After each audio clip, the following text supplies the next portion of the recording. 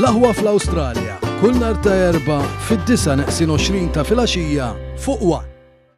L-Aġenzija Support u d-Dipartiment tal-Anzjanità Attiva u l-Kura fil-Komunità iffirmaw ftehim li jsaħħaħ il-kollaborazzjoni bejn iż-żewġ entitajiet għal benefiċċju tal-anzjani u tal-persuni b'diżabilità. Dan il-ftehim li jkopri medda ta' 3 snin se jwassal biex id-Dipartiment tal-Anzjanità Attiva u l-Kura fil-Komunità joffri servizzi lil persuni b'diżabilità li jagħmlu użu mis-servizzi tal-Aġenzija Support, inkluż dawk mill-infermieri u carers tal-Comcare, fiżjoterapija, servizzi ta' podjatrija u occupational therapy. Fil-waqt li se jkun qed iwitti triq ukoll għal aktar kollaborazzjoni bejn professjonisti taż-żewġ entitajiet biex ikun assigurati li persuni b'diżabilità jiġu riferuti lejn servizzi fil-komunità.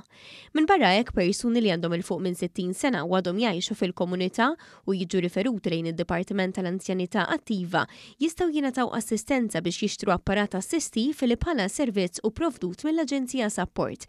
Persuni b'diżabilità taħt is-60 sena jistgħu jibbenefikaw minn servizzi provduti mid-Dipartiment. Fil-waqt li persuni b'diżabilità li jgħixu f'residenzi tal-anzjani u huma taħt is-60 sena se jingħataw is-support meħtieġ mill-professjonisti tal-Aġenzija Support. Dawn id-dettalji tħabbru mill-Ministru għall-Inklużjoni Giulia Farrugia Portelli u mis-Segretarju Parlamentari għall-Anzjanità Attiva Malcolm Paul Aġuż Galea.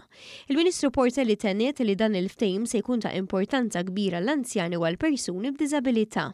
Dan il-ftehim huwa importanti ħafna drabi meta nitkellmu dwar persuna b'diżabilità nħarsu lejn tifel jew tifla li għadha titwielet jew se tibda tmur l-iskola.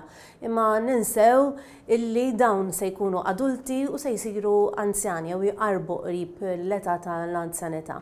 U allura rridu naraw li dawn is-servizzi li issa se jiġu estiżi mill-anzjanità għal dawk li huma inqas minn 60 sena se tkun tfisser ħafna li xser ikollna dawn is-servizzi li se jibdew jingħataw ukoll lil dawn il-persuni b'diżabilità.